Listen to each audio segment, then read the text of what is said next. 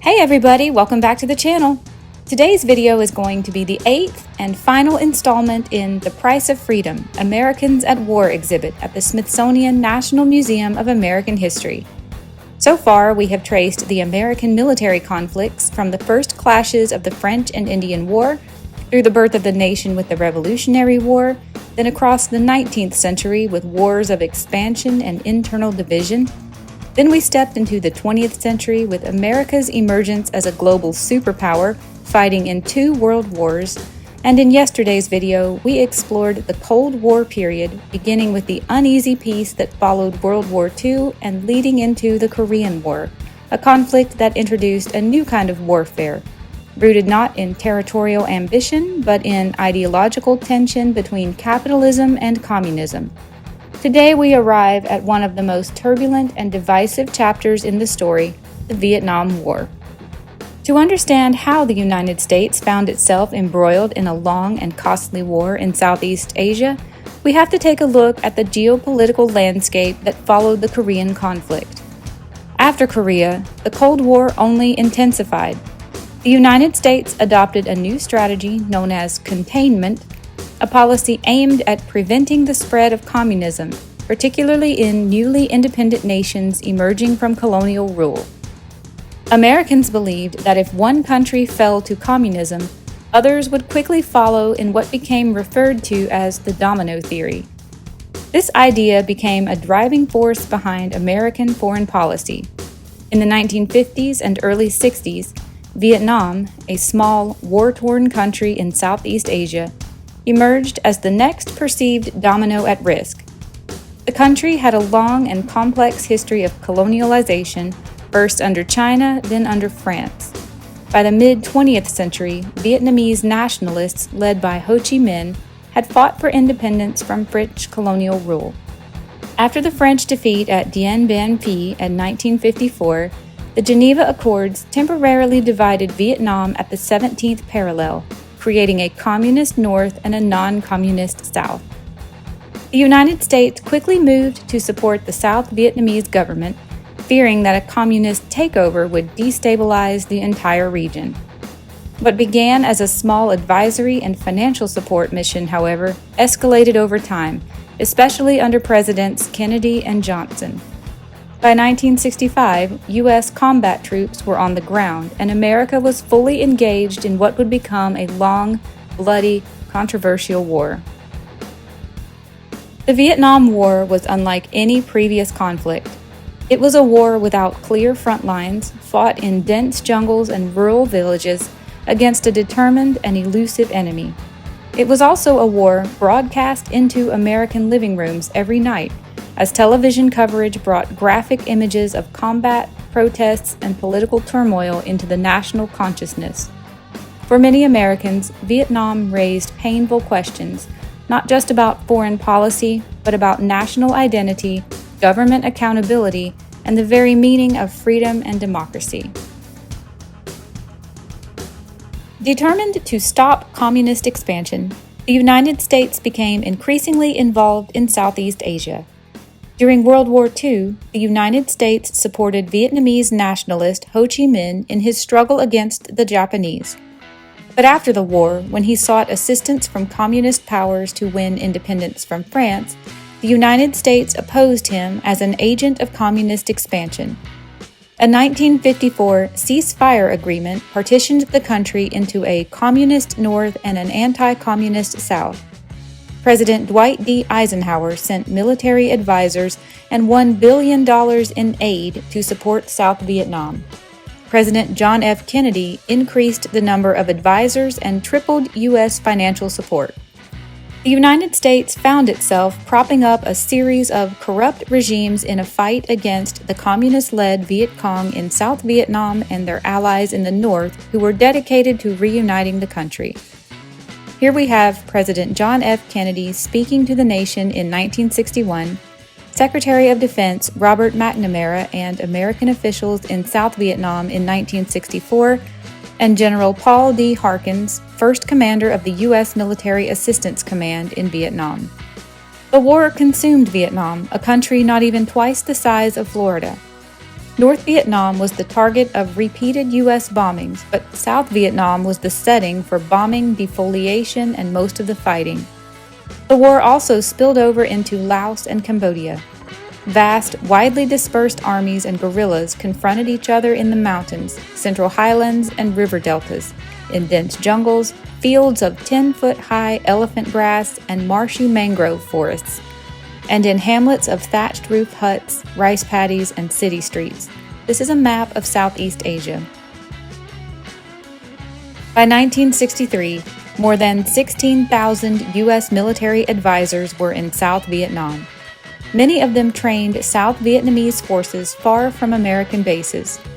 To avoid being targeted as Americans, they often wore tiger stripes, a camouflage uniform based on Vietnamese patterns that had been adapted from French lizard designs. They also wore the insignia patches of the Army of the Republic of South Vietnam. Here is a tiger stripes uniform worn by a U.S. advisor. The booming economy and prosperity after World War II meant that nearly every middle-class American home now had a TV in their living room. The period of the Vietnam War was the first time most Americans saw raw, uncensored footage of combat and casualties almost nightly. This graphic coverage brought the brutal realities of war into living rooms across the country, fueling public outrage and growing anti-war sentiment, earning Vietnam the nickname, the first televised war. Huey transports carried thousands of troops into battle, 7 to 12 infantrymen at a time. The choppers could fly low and slow, dodge enemy fire, hover just above ground level at the outskirts of hamlets or fields of elephant grass, or drop into newly cut jungle clearings barely larger than the sweep of their rotors. The transports were nicknamed Slicks because they were unarmed except for an M60 machine gun in the doorway. Often they were accompanied by Huey gunships armed with external machine guns, rockets, and grenade launchers. The helicopter was key to Army air mobility, a tactic devised in Vietnam for fighting a war without front lines. Helicopters flew patrols, attacked enemy positions, delivered supplies, carried troops into combat, and retrieved the wounded and dead. They made possible a new tactic of ground warfare, air mobility. Ground troops were lifted into widely dispersed locations to engage the enemy, then extracted and redeployed. These maneuvers were part of a broader strategy. Initially, attrition, killing so many of the enemy that they would lose their ability to fight. Then later in the war, pacification, winning over the local populace by nation building. Ultimately, both goals failed. 2 pilots and a crew chief responsible for maintenance and real-time repairs kept the Huey in the air. A pilot used 3 controls, a stick in his right hand to tilt the rotor disc and move the helicopter in the desired direction, a collective pitch level in his left hand to change rotor blade pitch and cause the bird to climb or descend, and a pair of anti-torque foot pedals to control the direction the helicopter faced. Flying required a continuous and ever-changing series of control movements, especially when hovering. This Huey served in Vietnam. Later, it was the centerpiece of a film and national tour designed to heal the wounds of a divisive war. Nearly 4,000 Bell UH-1 helicopters, nicknamed the Hueys, served during the war. This Huey, with tail number 6510091, was deployed to Vietnam in 1966 and served with the 173rd Assault Helicopter Company, known as the Robin Hoods. It returned to the United States and continued to fly up until 1995, when it was decommissioned and acquired by the Texas Air Command Museum. In 2002, the 091 starred in a documentary film and a tour of reconciliation and remembrance that brought Vietnam veterans and their stories to people across the nation. We will watch a few of those stories in a little bit. In the doorway, we have body armor with ceramic inserts nicknamed a chicken plate, worn by aerial crew members to protect them from high-velocity rounds of ammunition, an emergency supply pack, and a body bag. Number 091 made its last flight on March 19, 2004. The Huey flew over the Vietnam Veterans Memorial in Washington, D.C., circled Arlington National Cemetery, then landed on the National Mall near the Smithsonian's National Museum of American History.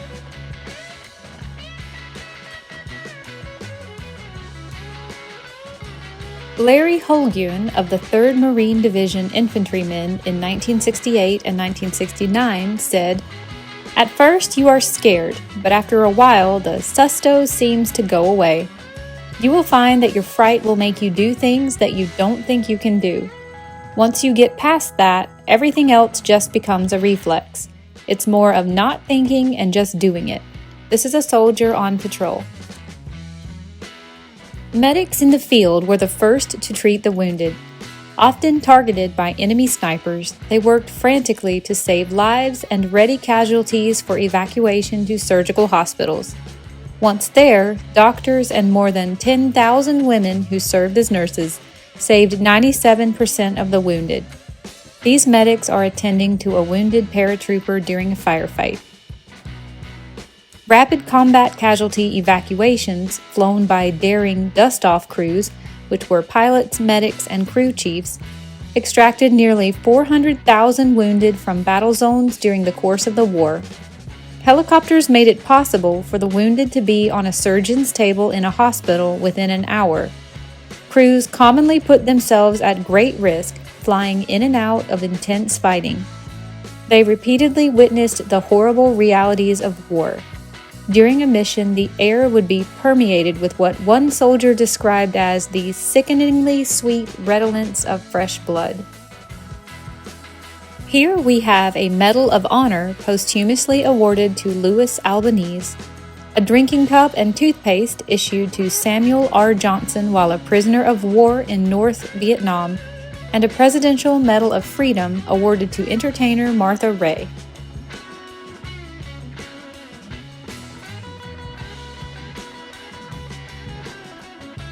Infantrymen, called the grunts on the ground, carried on their back everything they needed to fight and live in the boonies.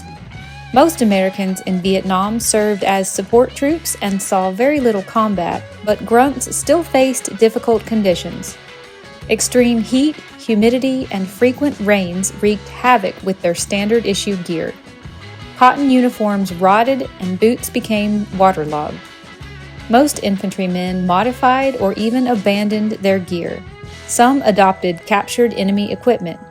They prized their flop hats, extra socks, ponchos, and multiple canteens. These things made the going a bit easier as they worried about the sorry state of their feet, enemy fire and booby traps, and going home.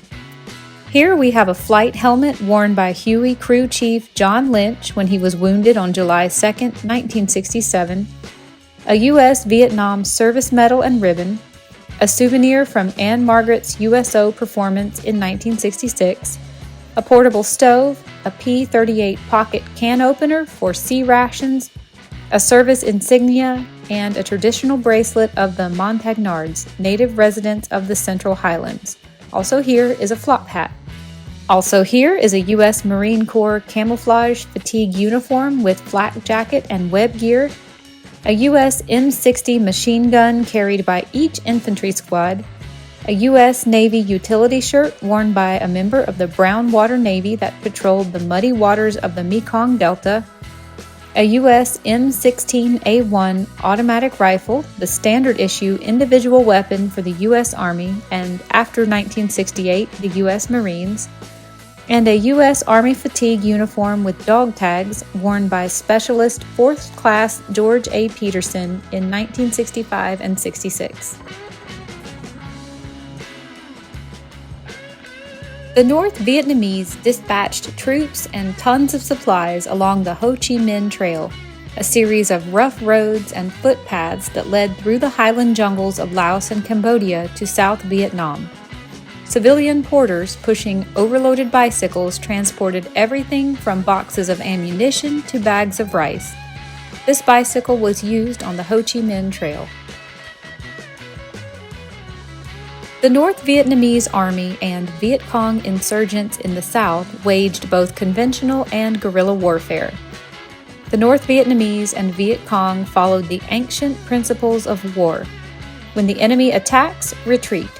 When the enemy digs in, harass. When the enemy is exhausted, attack. They employed modern weaponry, including Soviet and Chinese-supplied aircraft, anti-aircraft artillery, and surface-to-air missiles. They also used improvised weapons such as recycled U.S. explosives, homemade rifles, trip-wired booby traps with crossbows, concealed nail-studded boards, even excrement-coated bamboo sticks that could pierce a boot. This is a North Vietnamese Army uniform with equipment belt holding a poncho, canteen, and grenade case.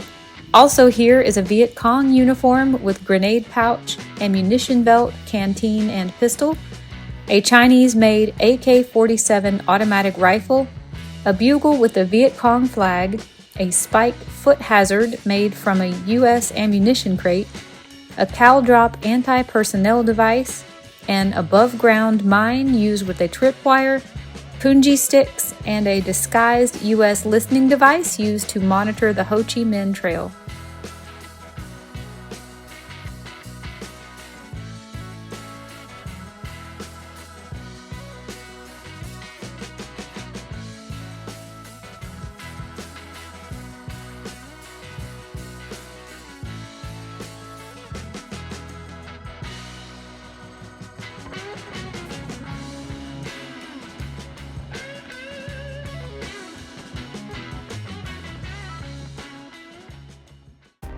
The Vietnam Veterans Memorial in Washington, D.C. has become a place where Americans honor those who died and reflect on their own feelings about the war.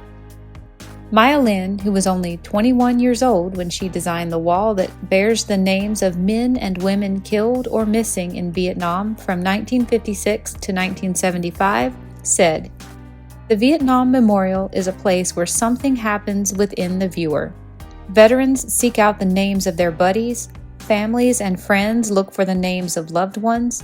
They mourn, remember, come to terms. Many leave flowers or letters or keepsake treasures. Others, not searching for a name, find a sense of the enormity of the sacrifices made in Vietnam."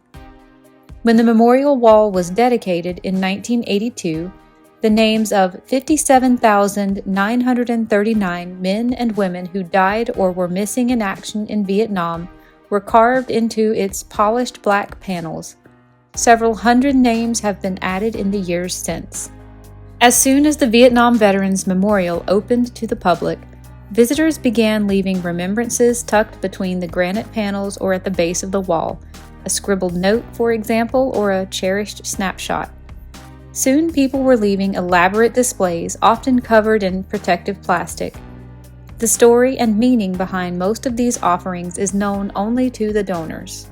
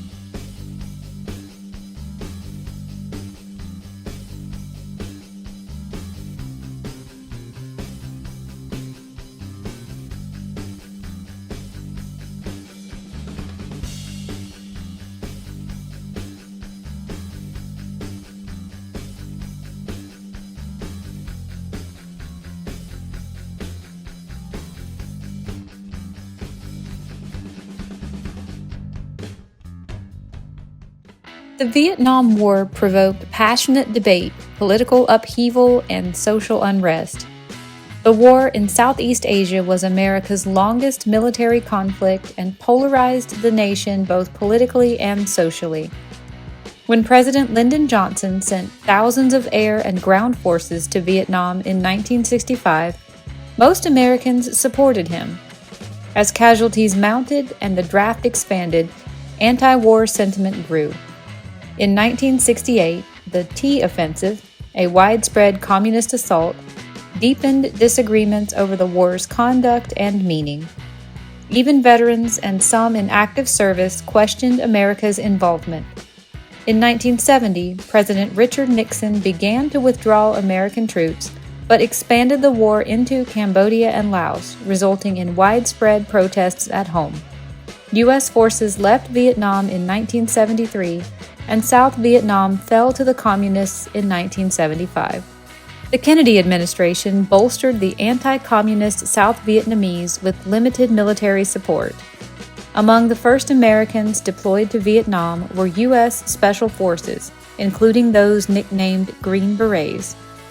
Highly trained volunteers, these elite troops served as advisors to the Army of the Republic of South Vietnam and directed the earliest counterinsurgency efforts against the Viet Cong.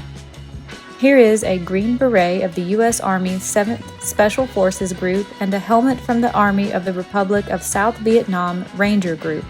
Also here is a peace sign button, a Vietnam Veterans Anti-War button from 1967 or later, and Zippo lighters that soldiers often inscribe with commemorative milestones in their tour of duty. On May 2, 1970, the governor of Ohio dispatched more than 900 National Guardsmen to quell anti-war protests at Kent State University. There and at campuses nationwide, students and outsiders were protesting the just-disclosed U.S. invasion of Cambodia. During a campus confrontation on May 4th, 28 guardsmen opened fire, 4 students were killed and 9 were wounded. The incident fueled vehement protests and student strikes.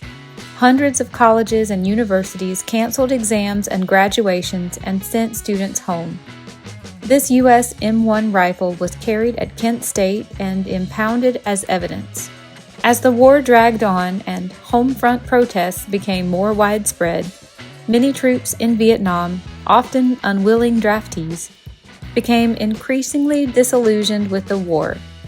Many modified their uniforms or ignored military regulations. Some sported peace signs.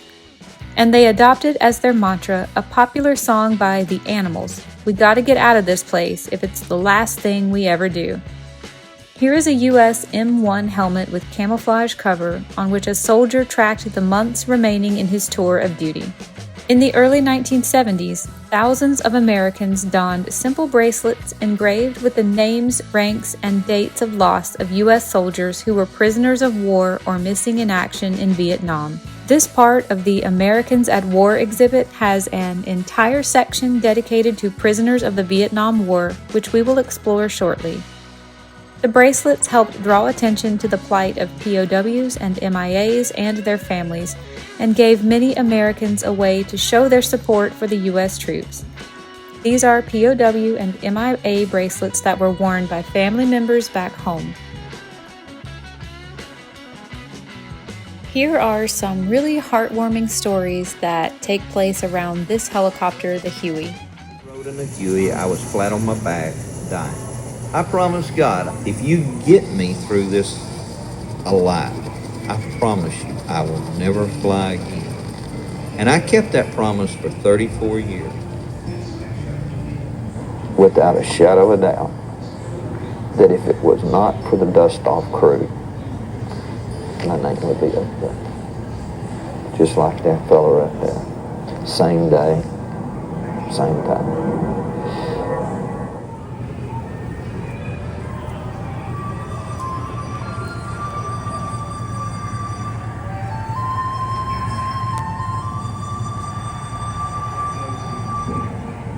I volunteered to go to Vietnam because of the traditions of my family. My great-grandfather fought in the Indian Wars. My grandfather was in the First World War. My dad was in World War II. My uncle was in Korea. So when my time came, I said, it's my time to go. So I went. I volunteered to go. To the Crow people, a war deed is something that we've done that says you're a man, that you've faced the enemy, that you've heard the gunfire, and that you went and did a deed in front of the enemy. Like the 4 deeds they tell that you have to do to be a chief. The first one is you have to touch an enemy in battle without hurting him. Just reach out and touch him and leave. The second one is to take an enemy's weapon away from him in battle, again without hurting him. The third one is you have to lead a successful war party. And the fourth one is you have to cut a horse in front of an enemy lodge. Those 4 things are held up so that you held up in esteem in front of your people. And I was only able to do 3. So Viet Cong had no horses. So I did capture 4 elephants, but that doesn't count. As soon as I got back, they had what they call a warrior's return. Early in the morning, they took us to the top of the ridge above the camp, fair, where all these teepees are. They sang us through the camp. The old men rode behind us and they sang all these old war songs. And they took us through the whole camp, singing and waking everybody up because it was just as the sun came up. And then they took us to this area where the main arbor is. And we sat on the horse, and our women folk stood there and they danced with these rifles. And they said, this is what our men did. They did a pantomime of the deeds that we did. And they told us that all these things that we did in war, that we were defending our people, that we were defending our tribe, that we were defending our families and our country. And that's the difference between the reception we got and what the non-Indian received.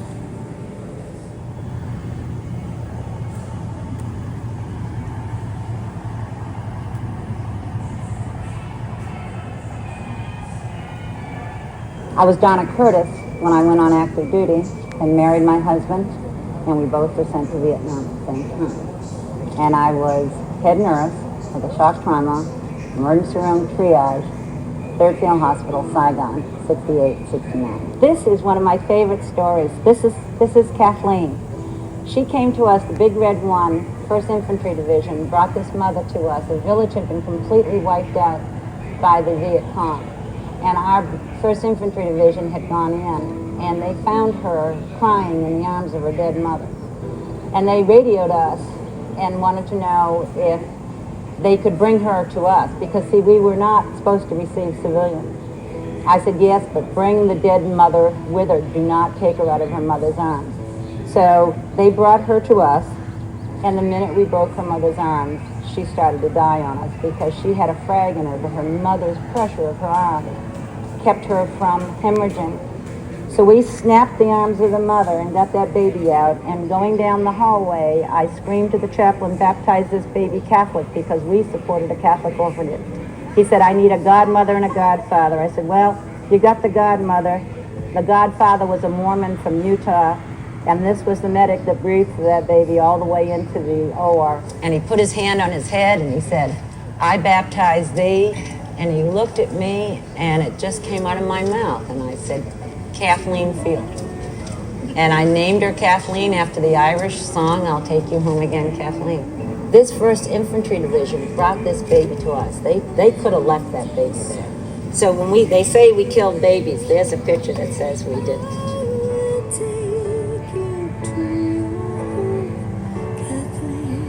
For years I had been searching for anyone who was there the day I was found in my mother's arms. All I knew was that the nurse was named Donna Rowe. I don't remember the last time I was on a Kiwi. I was only a couple months old. It's really wild to ride in next to my parents. And then the last time I was on one of these, I was a seriously wounded infant. And Donna and Richard were waiting on the other side, just like today. I stood there on the same field with Richard Hawk, one of my own corpsmen, Kathleen's wartime godfather, and waited for the sounds of the Huey helicopter, the sound we had dreaded and loved in this war. I never dreamed that going to see the Huey in Atlanta, Georgia, would lead to the miracle of this reunion 34 years later.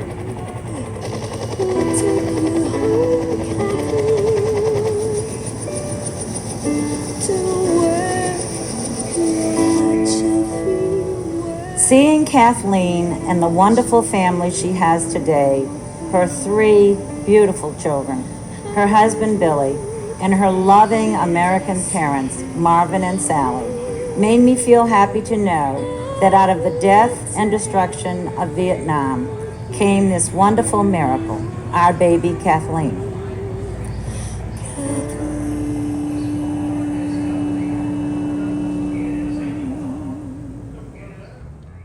During the Vietnam War, American prisoners were a focus of public attention as never before.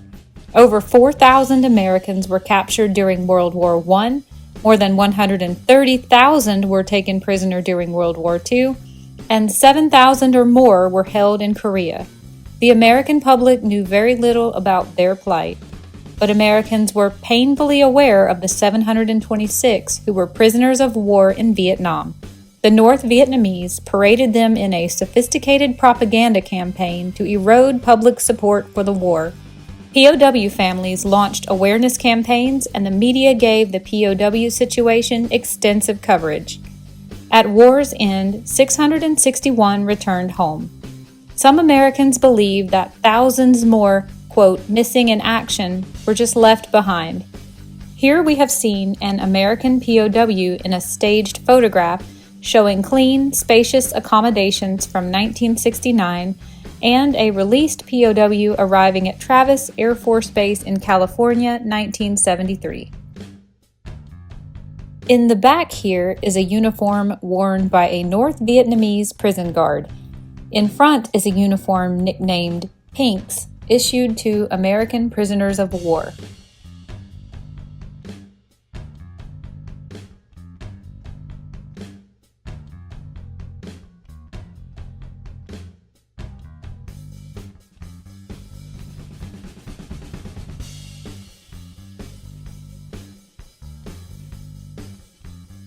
In this case, clockwise from upper left are cigarettes and matches, a cross made by a prisoner of war, tin cups, soap, a toothbrush and toothpaste, a comb, a spoon, a prisoner of war made French to English dictionary, and a North Vietnamese ring marking the 4,000th U.S. plane shot down.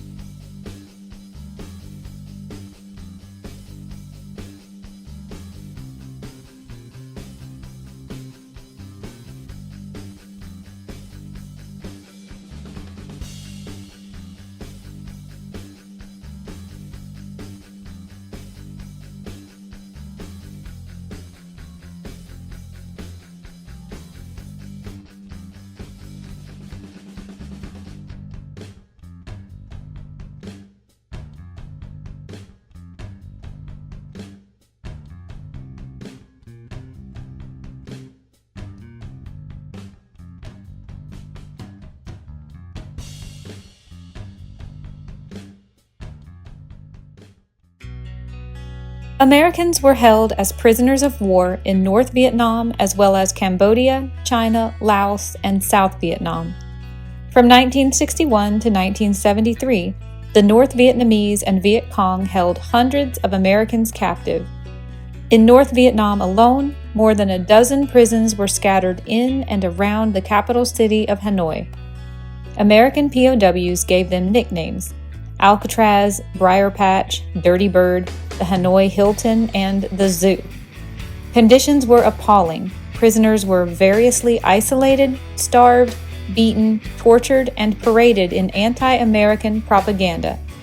"It's easy to die, but hard to live," a prison guard told one new arrival, and we'll show you just how hard it is to live.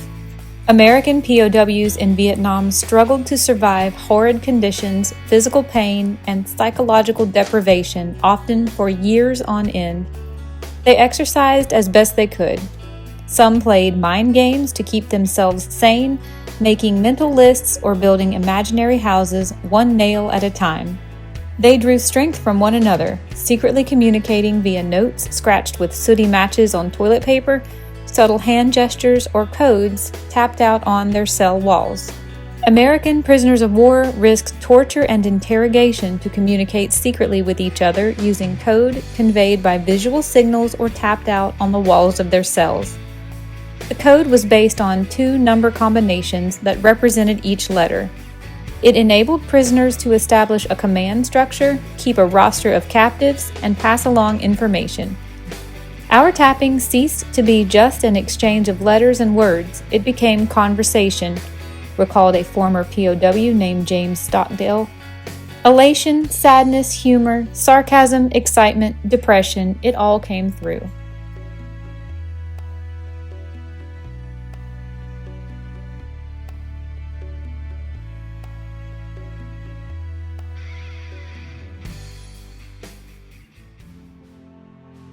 Last fall, I did a video on Private First Class Raymond Clausen, who was a hero in the Vietnam War. The helicopter he was in was on display at the Sullenberger Aviation Museum in Charlotte, North Carolina, and I covered his story as part of my Veterans series in November. But there's a machine here where you can check on Medal of Honor winners, and I would like to share his story again.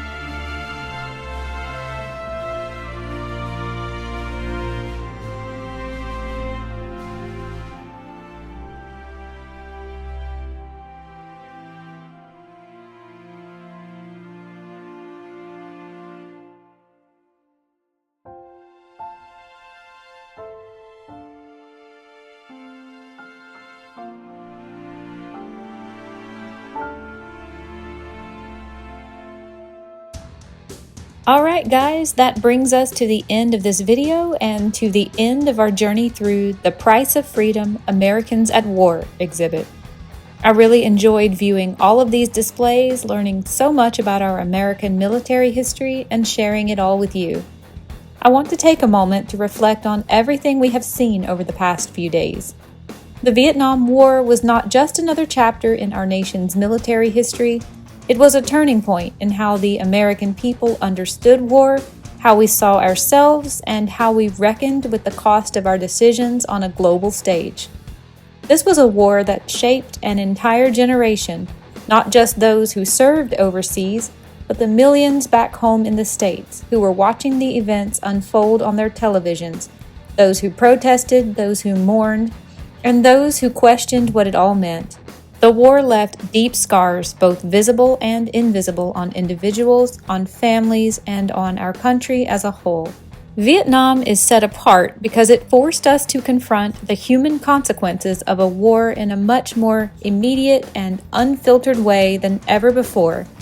Through television broadcasts, photojournalism, and returning veterans with testimonies, the public was exposed to a level of realism that they had never experienced before. The war sparked debate and division, and eventually a widespread movement that demanded accountability and change. It challenged our trust in government, our definitions of patriotism, and our understanding of duty. For the men and women who served, many returned home not to parades or honors, but to silence, or worse, hostility. The memory of that injustice still echoes today, and it's a powerful reminder of how important it is to separate politics from the way we honor those who serve. If there is one thing to take away from this entire exhibit, it's that the price of freedom is not just measured in victories or losses. It is measured in lives lived, lives lost, and lives forever changed. From the Revolutionary War to Vietnam, we have traced the evolution of the American military conflicts, but also of American identity. With each war, we have seen the promises we have tried to keep and the ones we have failed to fulfill. We've seen courage and sacrifice in the face of hardship, and we've also seen the toll these sacrifices demand after the fighting ends. As we close this series, I want to thank you for walking through it with me, whether you're a history buff like me, or a veteran, a student, or just someone curious about the past. I hope this series has helped bring those moments to life and that it has reminded you, like it has me, of the deep, complicated legacy of war in American life. It may be cliche to say, but freedom, after all, is never free. It's our responsibility to remember the cost, to learn from the past, and to do better for generations ahead.